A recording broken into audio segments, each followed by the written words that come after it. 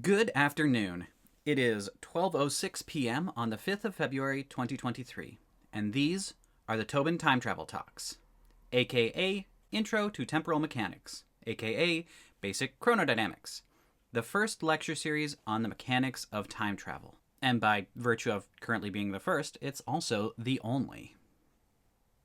Before we get into the nitty-gritty of all the technical stuff, I want to talk a little bit about what this series is going to be about. It's sort of like a syllabus video. Question 1. What exactly is this? This is going to be a series of videos organized like an academic class, giving a detailed technical analysis of all the ways that time travel could work, as well as a bunch of ways it couldn't. More specifically, we're going to look at all the assumptions one might have about time travel, such as you can change the past, or changing the past might make you fade from existence, or there's a multiverse. And we're going to look at all the scientific ramifications of those assumptions. This whole thing is based on my upcoming book, the Chronoversal Compendium, available for pre-order. We are going to be taking time travel seriously from a scientific standpoint in a way no other analysis has before. There is a fair amount of analysis of time travel as a genre out there, but usually analysis will take one of three forms. You have your physicists, who will look at relativity and quantum mechanics and say, what does the science say is possible for time travel? It's very mathematically detailed, but there's not a lot of room for interpretation, and it really excludes a lot of what we see in time travel as a genre. You have entertainers and humorists who will talk about time travel at length, but, they'll use it to set up jokes about how, what's the best martial art to use against your past self if you want to defeat them, which is all well and good, but not what I'm going for here. And then you have people who put in an honest attempt to analyze time travel technically, but don't really get far into the details, ultimately leaving a rather short, shallow, and not very technically complex analysis. And I want to note, despite all that, I'm not crazy. Time travel, as we generally think of it, is not a real observed phenomenon.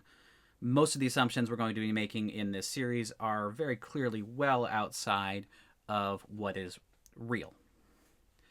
Nevertheless, we're going to treat some of those assumptions like they are true, and we're going to follow them through nonetheless. It's sort of like in theoretical physics, where you'll take an assumption about the universe, and you'll follow the analysis to see what that says about science. Except in this case, we're looking at much more outlandish assumptions. And since we're looking at assumptions from speculative fiction, we might, instead of calling it theoretical physics, call it speculative physics. As the physicist Sean Carroll says, we're going to use the screenplay as data. In other words, we're going to act sort of like a scientist in one of these stories and look at what happens in this universe, take that as fact, and follow that to its logical conclusions. Question 2. Who's this for? What kind of person would take time out of their busy schedule to watch a lecture series on the totally fake science of time travel? These videos aren't going to be terribly long. I tried to keep it into manageable chunks, so I imagine if you watch a few of these, you'll pretty quickly discover whether this is meant for you or not. But I think there are a couple demographics that will get the most out of this. The most obvious one to me is science fiction authors, because as we all know, time travel is really hard to write about! Savvy readers are going to tear apart a story that's not technically consistent. So if you better understand how time travel can work, you're going to be better equipped to create a story where it is all very consistent. Next, you have your science fiction enthusiasts. If you've ever been curious about how time travel works, I think you can learn a lot about it in this course. This especially goes out to the kinds of nerds that would read up on the technical specifications of the Millennium Falcon, or who actually read the Silmarillion, or who are just interested in collecting supplementary source books for your favorite science fiction or fantasy setting. And of course, there's also open-minded physicists and science enthusiasts. Like I said earlier, time travel requires some assumptions that are well outside the bounds of actual physics. And that means that in order to do this analysis, I'm going to have to make some assumptions that scientists might find a little bit blasphemous. But I think if you stick with me for a little bit, you'll find the concepts are going to be very intuitive for someone who's already familiar with the background physics. Furthermore, there are some ideas I'm going to float later on that can mesh with our current understanding of physics and that I haven't seen published anywhere before, and I'm hoping to get the scoop on them. If we ever do discover time travel to be real, I'm kind of hoping that maybe I cover how it works in this course. Question 3. Why would anyone watch a lecture series on the totally fake science of time travel? I think time travel carries with it a special weight, even above many other science fiction and fantasy concepts. And in the wake of Avengers Endgame, the second highest grossing film of all time as of this recording, time travel is more popular than ever. So, what makes time travel specifically so special? First off, there's wish fulfillment. Now, oftentimes, the term wish fulfillment is used derogatorily for stories that are just power fantasies, but for the most part, most stories have some form of wish fulfillment or another. After all, you want to watch a character that you want to be. And time travel gives you opportunities to look at fixing some mistake or just changing the past to be a little bit better than what it could have been. And, there are some very fundamental ideas about wish fulfillment that could work for anyone. Time travel stories are also great for drama. A hero's victory is only as great as their adversity, and time travel gives characters opportunities to fail spectacularly and completely before rallying and somehow managing to eke out a victory. Time travel also lets us explore alternate universes and alternate histories. I mean, let's face it, we're a curious species. What would happen if Hitler had been assassinated? Or what if... there aren't really a lot of go-to time travel scenarios besides killing Hitler, are there? What if you introduced electricity into the 1600s? The world would be a very different place, and we might want to see how that would pan out. Time travel also lets us explore philosophy and ethical dilemmas. I mean, after all, philosophy is a lot more interesting when you can link it to a story, and time travel gives us some great opportunities to explore some ethical conundrums. Should you kill Hitler if you get the chance? I mean, you immediately save millions of people from the ravages of World War II, but you've thrown off the lives of everyone after that. In fact, most of the people that were born after that probably won't be born because of the different circumstances. And you've completely thrown off the course of geopolitical and technological history.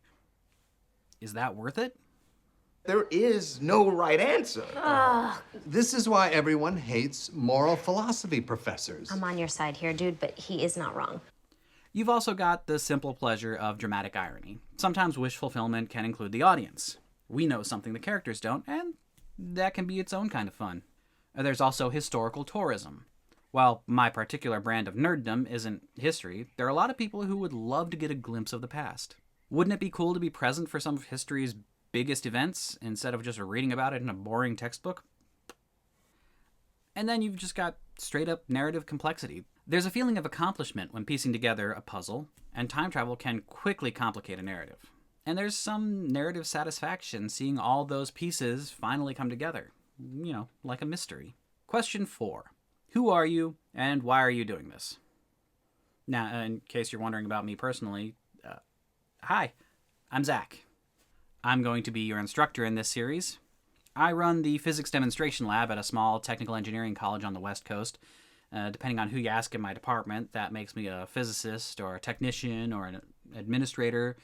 But really, most of my day is spent playing with fun toys in a lab. And to be clear, I don't have a PhD. I'm not Dr. Tobin. I'm just Zach. If you want to know more about what I do during my day job, you can click on some of the links down below after. And to be clear, this series is completely unaffiliated with any organization except for Tobin Incorporated, my own personal brand. This is a private venture by me, Zach.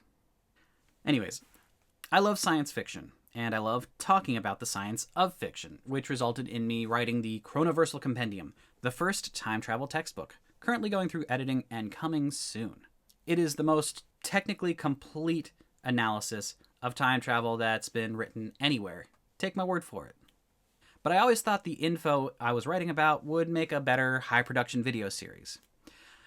Being as how I don't really know a lot about animation, editing, and video, I'm settling for kind of a low production PowerPoint classroom setting series. On the plus side, that really cuts down on production time for me as the person who's working on this all by myself. And if there are some errors in a video, I can always cut it, put in a jump cut, snip it, or just replace the video entirely pretty quickly. Question 5. Now that we're going to be talking about the totally new speculative science of time travel, how is this going to be structured and what are the prerequisites? Well, surprise, there are no prerequisites. That's right, we're going to cover any real-world science that you need to know along the way. Specifically, we're going to cover the requisite physics in the next several videos. They're going to be the first part of this course. There are a lot of topics that show up all the time in time travel discussions, like what happens when you enter a black hole? Can you appear anywhere in the universe at any point in time? What does the butterfly actually affect?